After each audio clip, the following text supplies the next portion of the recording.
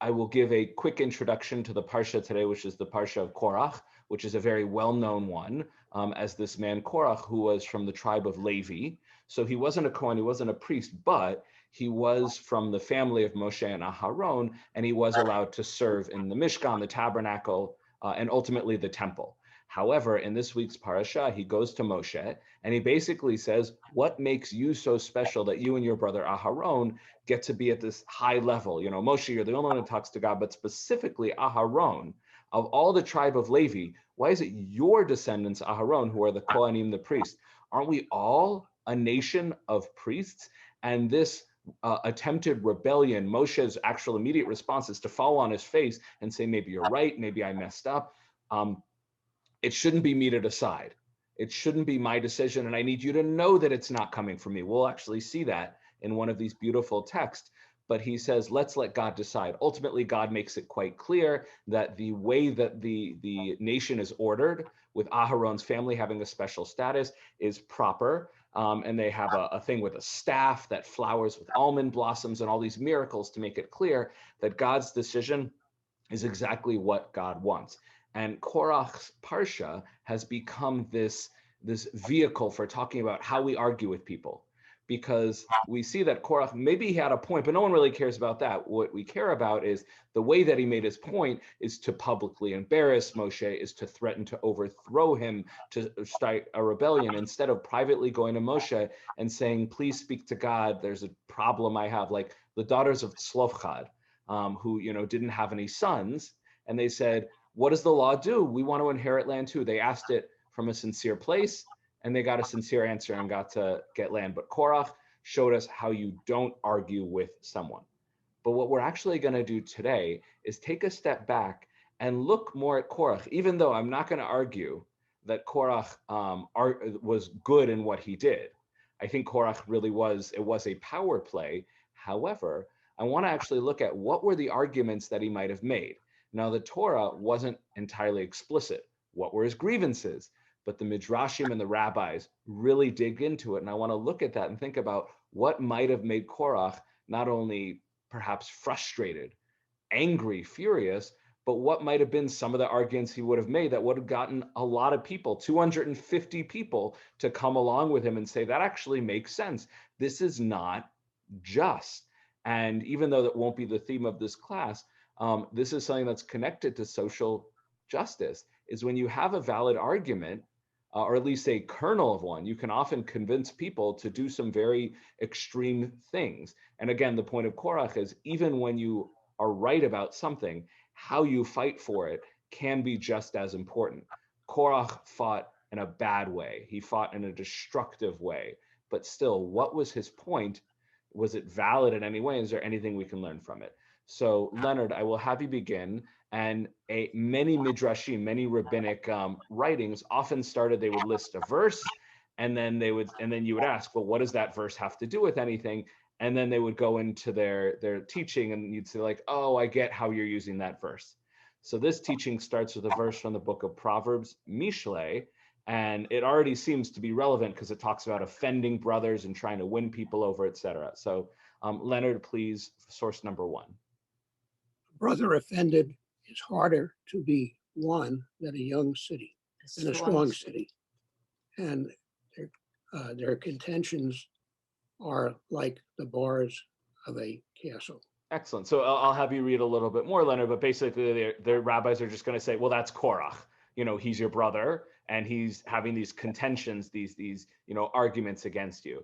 So this next source is a bit longer. So Leonard, I'll have you split it up with Gloria. But if you could take the first chunk, please. And this was again from the Midrash Rabbah, which the sources for it are more ancient than we know, but it was compiled sometime between maybe the 3rd and 5th century of the Common Era. So please, in Korach ben Yitzchak ben Kahat, that's his full name. And Korach ben Yitzchak ben Kahat. Yeah. Kahat, yeah. Kahat took, this is the meaning of the verb Proverbs 18. A brother offended is harder to be won than a strong city. This is Korach, who disagreed with Moses and rebelled and descended from the honor that was in his hand. Offended always means rebelled, as it says. The king of Moab offended me, King 11:3. And their contentions are like the bars of a castle, for he disagrees with Moshe and Hamakom. So the first thing they're doing here, typical in Midrash, they're taking a verse and they're taking each word and analyzing it and connecting it to other uses. It has the word offend. Well, whenever we have the word offend somebody, it doesn't just mean I said something to insult you. It means I tried to rebel against you. How do we know that? Because we have this usage of it with Moab trying to rebel in the book of Malachim. And when it says here the word castle, it's a hint that it's not just rebelling against Moses, but also Hamakom, which, Gloria and Leonard, can you guess what that capital word is a hint for? Who is Hamakom? Giving you the bigger hint. The king. the king of, who's the king of kings? God. God, is that Korach's rebellion wasn't just against Moshe, because he wasn't just challenging Moshe's leadership. He's saying, Moshe, who made you leader? God made him leader, which Moshe will fall on his face and saying, I want it to be clear, I did not put myself in this position. God did it, but by Korach challenging Moshe is ultimately challenging God. Another word that they go on and on, I cut out because it went for like 50 paragraphs, is just the word took. And the word, those first words in Korach ben Yitzhak ben Kohat took is a pasuk, a verse from the Torah, and the rabbis just have a field day with the word took and what it implies. And when people take, what does it mean? How does that hint at rebellion or gather people together? Lots of different meanings. But Leonard, I'll have you take one more paragraph. And this paragraph is really important because the rest of the sources are going to kind of reference and hint back at this. What was Korach's main argument? Why did he feel that it was unfair that Moshe was the leader above all? So Leonard, please. And he took. Why was there division? And he took. Why was there division?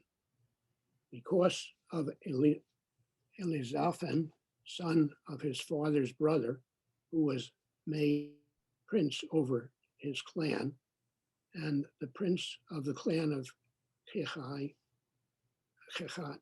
was Elitzavan ben Utziel. Korach said, my father has 4 brothers, and the sons of Kehat, Amram, Yitzchak, Hebron, and Utziel. Amram is the oldest. Aaron merited greatness, and Moshe kingship. Is it not fitting for the second to take the second role? As it says, the sons of Kehat are Amram and Yitzchak. I am the son of Yitzchak. I am fitting to be the prince of the family, and he makes the son of Uziel, the youngest of my father's brothers, greater than me. Behold, I will divide against him and undo all that has been done by him. Excellent. So this is going back to a common theme in the Torah, which is birth order and what we get out of it. If we go back, obviously, to the story of Yitzchak and Yishmael and Yaakov and Esav, it's always the younger who supplants the older. And the Torah's message there, which Korach missed here, is, first of all, it's God's decision who will become the leader. And second of all, it's not necessarily about birth order. It's about who merits it and who deserves it more. So the first thing he says is, okay, fine, Aharon and he's not trying to necessarily knock down Aharon and Moshe, at least in this midrashic accounting. They're the sons of Amram, so they're the oldest, so therefore they get the highest position.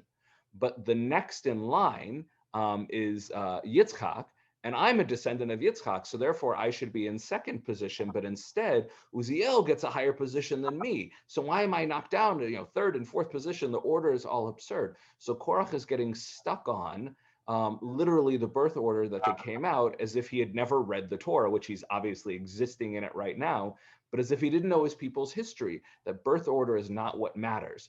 It's what God decides. And as we'll actually see in some of the later sources, birth order is even more supplanted by God, specifically because it doesn't matter when you were born, it matters who you are and what you do. Now, we're going to come back to that and why we can understand why Korach is frustrated, but the point is but we also recognize why he totally missed the point and what the Torah was trying to teach us.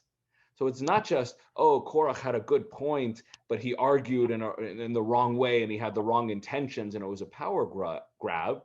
He also missed the point completely. He didn't really understand how God's system works.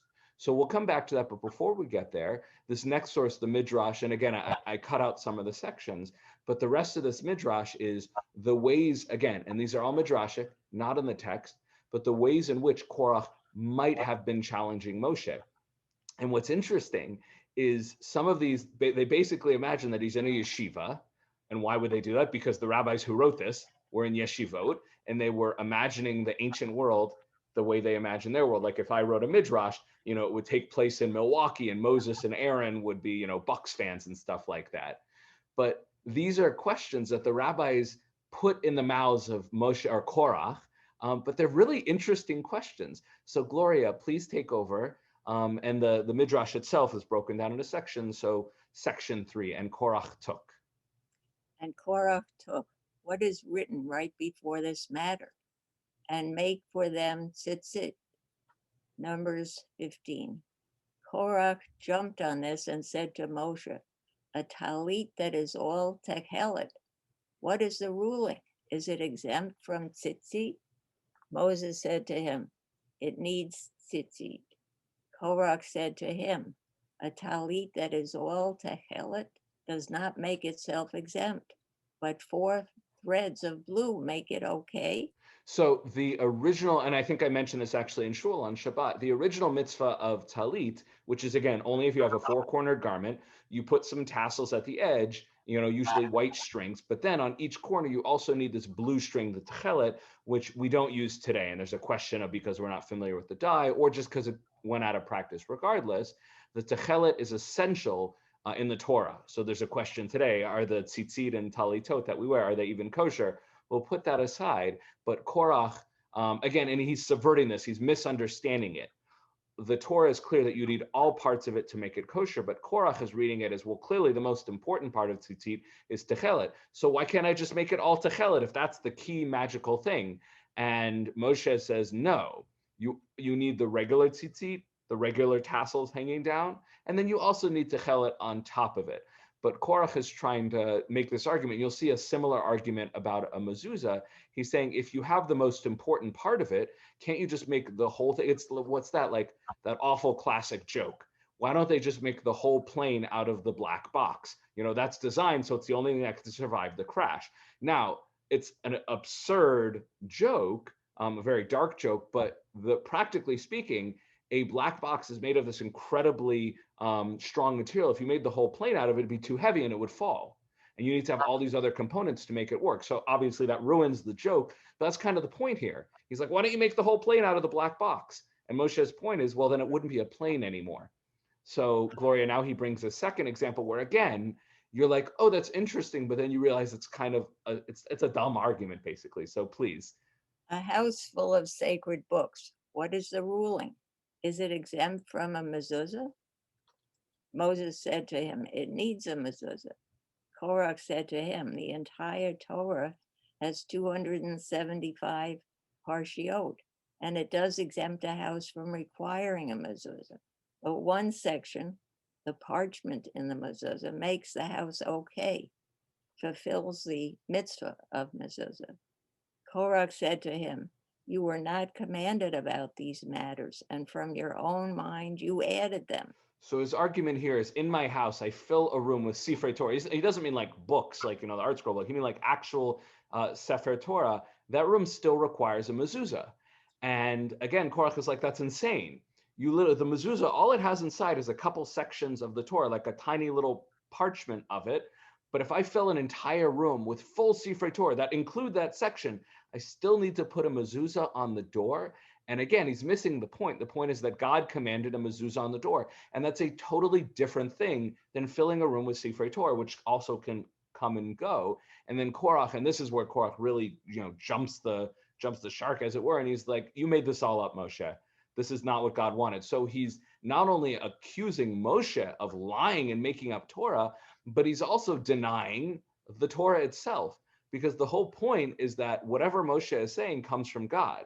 So if you're denying Moshe, you're ultimately denying God. So Korach he's just completely gone too far. So at this point, and again, this is really interesting, and then Jane, I'll unmute you for your question, and then you'll read the next source, is when people get angry about something, the arguments that they make up, often rational arguments kind of fall out the window. If they've decided that the other person is bad or wrong, at some point they'll just say anything to win. And unfortunately, we've seen that throughout history. I'm not going to say, oh, it's only in the 21st century, but that's extremely common. Once you've decided that the other person is bad or wrong, you will say anything to stop them.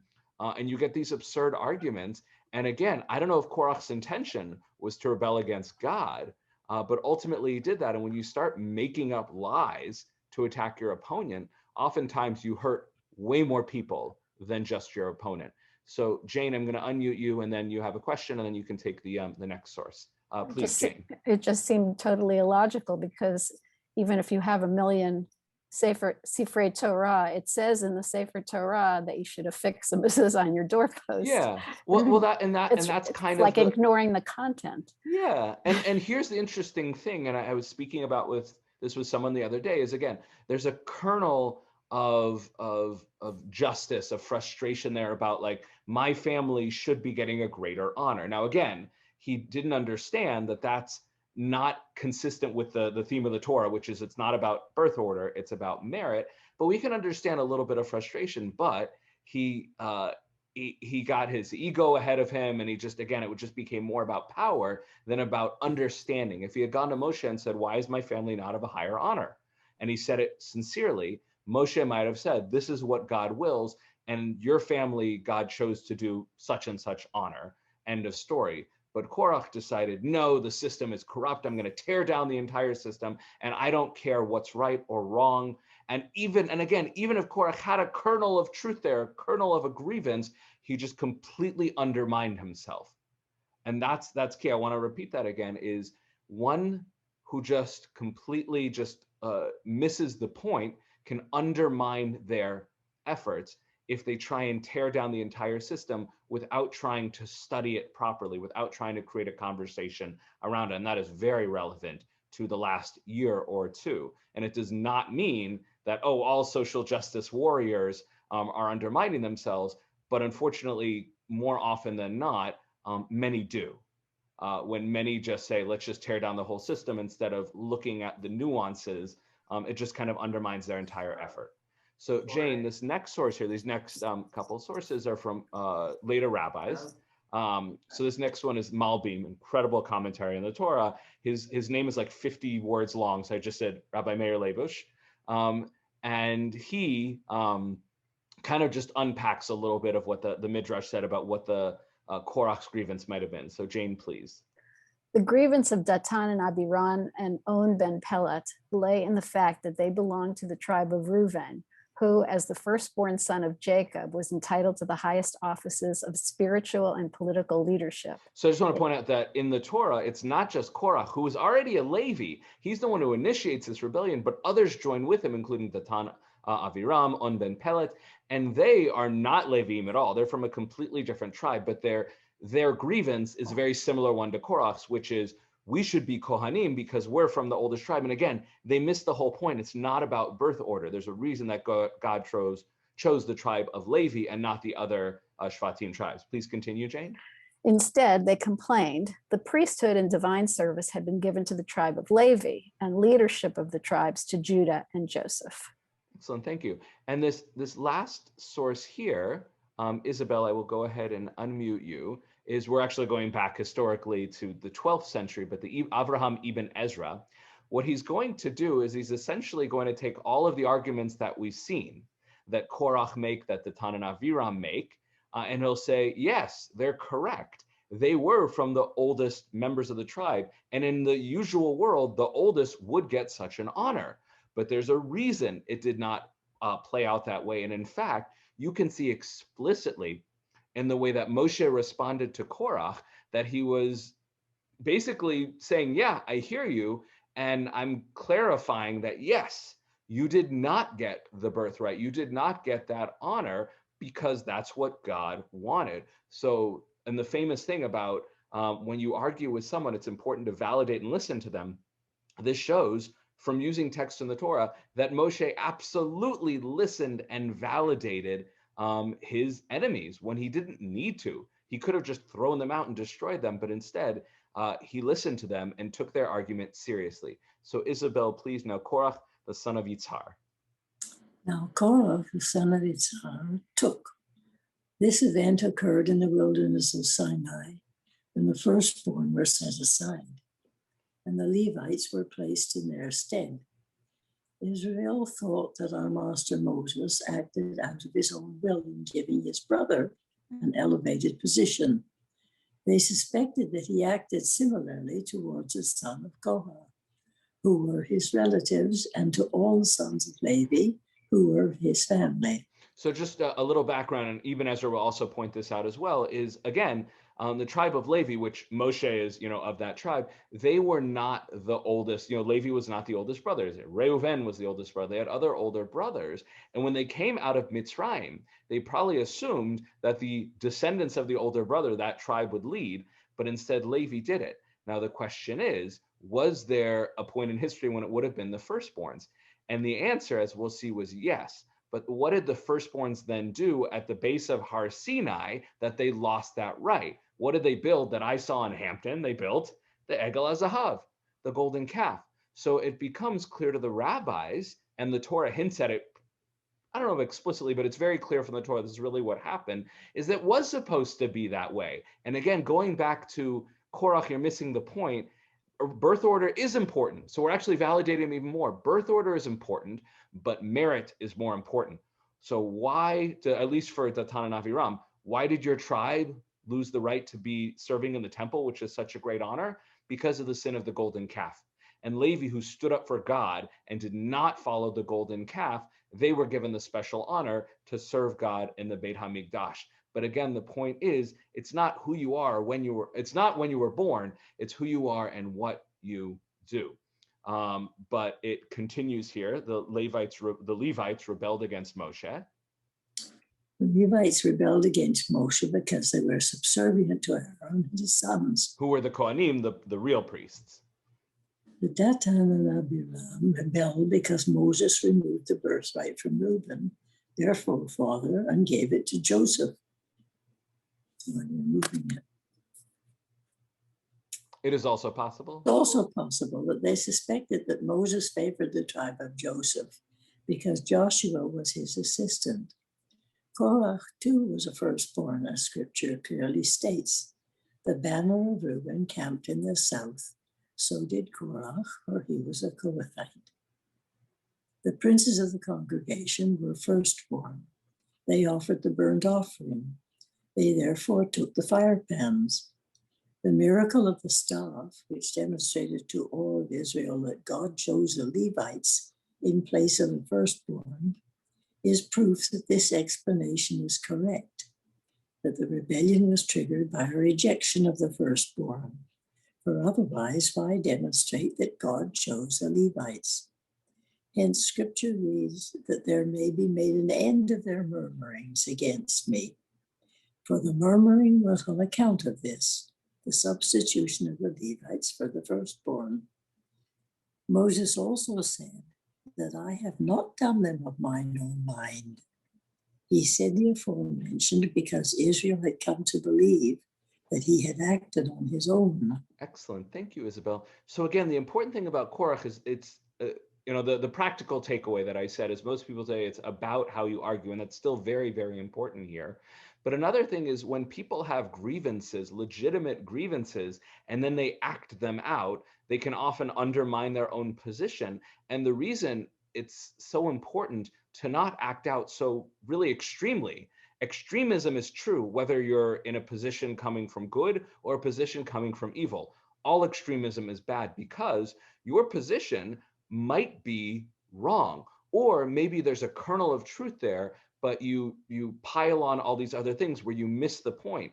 Here, everyone God did indeed subvert the typical order, even though again with Yaakov and Esav and Yitzchak and Yishmael, God flipped it. There's still some default things where older siblings get, like even today, Jewish law is that the oldest sibling by default gets most or more of the inheritance from the family. Now there are practical ways today to get around that, but firstborn still has significance in Jewish law. And they start with that argument, and you're like, that is a point. There is an issue here of equality and of justice. And then they just go on, and we should have gotten this, and we should have gotten this. And Moshe is like, slow your roll, back off. You are going way too far with this. And that's the whole point. Korach went way too far and turned from a legitimate, is our family getting the due they deserve, to we should get everything. That was Korach's ultimate mistake. But those who followed him, Datan, Aviram, Un ben Pelet, who said, Reuven was the oldest. We should have got, shouldn't we have gotten more of a fair share? And then they said, we should get everything. And again, that's one of the challenges we have today. People start with legitimate grievances about social justice, about equality, and then you start a conversation. Now, again, there are those who push back and say, it's too late for the conversation. It's time for action now. Now, there's truth that many people say, I don't want the conversation. And without a little bit of fire to get things going, the conversation isn't going to get started. And would Korach have been listened to? Would his concerns have been validated through the miracle of the staff and the offering of the fire pans where God showed who God wanted to be his priest? Would all of that have happened if Korach hadn't pushed the issue, forced Moshe's hand and said, prove to us that this is the system. Prove to us that you're not making this all up. Would Moshe have listened if Korach was like, dude, is this the way it should be?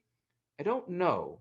But again, the point is this, is that when somebody just doesn't have the conversation, they end up believing all these illegitimate things. They get caught up, they become often violent about it, and they undermine their position. There's a lot more we can learn from Korach than just validate the others and be kind in what you say. It's also when you feel wronged, and you might indeed be wrong, you need to stop and think about how are you being wrong and what's actually a possible way to fix it. Because if your response is kill Moshe, kill Aharon, destroy the whole system, take over, you've missed the entire point. You undermine your position, and there's nothing to fight for anymore because you've destroyed everything. And at least in the context of the Torah, the system is, this is what God wants. Korach says, I want to be in charge of serving God, so let me destroy everything God has built. There's no better way to undermine yourself in a religious sphere than destroy your very religion.